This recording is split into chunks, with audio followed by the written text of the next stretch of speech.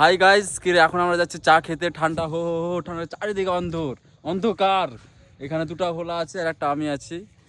তো এখন প্রায় বাজে 11টা। তো যাচ্ছি চা খেতে এখন। গাড়ি স্টার্ট দিবে, এটা আছে ড্রাইভার। কত ঠান্ডা লাগছে, এটা তো খালাসি আমি তো গাড়ি মালিক। ঠিক আছে গাইস, লাইক আর কমেন্ট করে দিবা। তো যাচ্ছি আমরা 3 জন হলো এখন। এটা সাবানগর হাই স্কুল।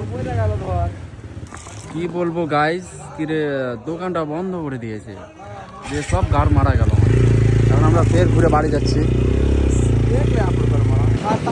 এখন আমরা যাচ্ছি 50 কিলোমিটার ভিতরে। এরকম শুধু চা খাওয়ার এত যে নেশা এই দুটো ছেলের, আর জঙ্গল এত ঠান্ডা।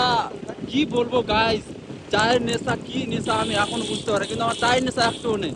ওদের জন্য এখন বের হতে হচ্ছে লাভু না ভালোবাসি না, ওটার জন্য যাচ্ছি, না ভালো যেতাম না, গাড় মারা যেত ওদের। হচ্ছে অভিমান্য কলেজ। কত শীত পড়েছে না, কুয়াশাতে ঢেকে গেছে সব। গাইস এটা হচ্ছে আমাদের মাতিয়া ব্রিজ।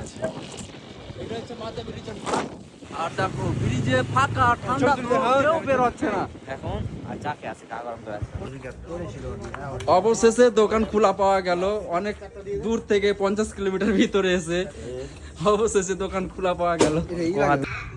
আমাদের চা খাওয়া কমপ্লিট, বাইকে চড়বো, বাড়ি যাবো আমরা।